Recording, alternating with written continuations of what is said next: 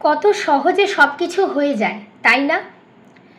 আজকে যে রাস্তায় মেয়েদের মিছিল, ছেলেরা করছে আন্দোলন, কাল সেই রাস্তায় হয়তো হেঁটে যাবে কোনো শিশুকন্যা প্রথম।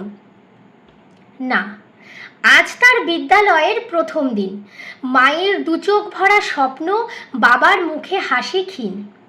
মেয়ে বড় হয়ে উজ্জ্বল করবে মা বাবার মুখ। এর চেয়ে বেশি কি আর আছে সুখ? না, আজ সুখ নেই। আজ বোধ হয় গোটা বঙ্গবাসীর কোনো নারীর মনে সুখ নেই। জলজ্যান্ত একটা প্রাণ মিশে গেছে বাতাসে, কানে গোজা ফুল, বাতাসে সুবাসিত সুগন্ধ, সব অতীত করে আজ সে ফ্যাকাশে। সে নিথর, প্রাণবন্ত শরীর আজ নিশ্চুপ পাথর। আমরা মেয়ে মানেই বুঝি দশভুজা, একা হাতে সামলাতে পারবে ঘরে ও বাইরের 10টা কাজ। কিন্তু তাকে আর রইল? সুন্দরের শাস্তি এত বড় হলো যে শরীরে পড়ল 10টা ক্ষতের সাজ। এ দাগ যে বড় গভীর, কারণ প্রাণ থাকলে হয়তো তার গভীরতা আরও বাড়ত। জানি না কত দিনে এই দাগগুলি পুরোপুরি সারত। আমরা তো মেয়ে বড় হলেই বলি নাচে ভালো, গানে ভালো, আঁকায় ভালো, পড়ায় ভালো, বড্ড গুণী।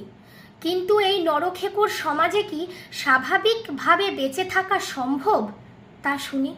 তাই পড়া হোক বা নাচ গান, যাই শেখাও না কেন, প্রয়োজনে বক্সিং বা ক্যারাটে ভুলো না যেন। নিশ্চয়তা না থাকলেও বিপদের সম্মুখীন হলে লড়ার ক্ষমতা থাকবে।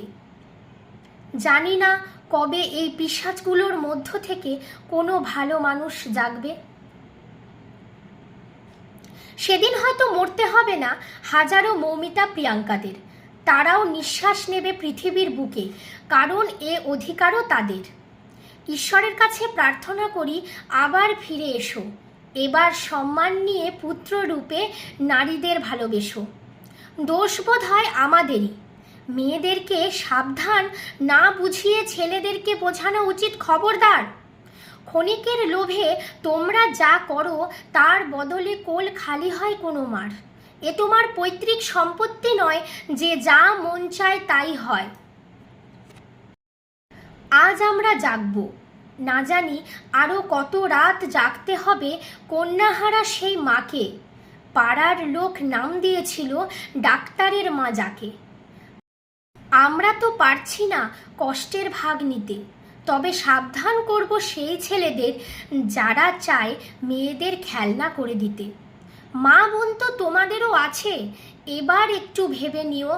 হাসপাতালে, বাসের ট্রামে বা সোশ্যাল মিডিয়ার প্ল্যাটফর্মে নারীদেরকে টিজ না করে একটু সম্মান দিও।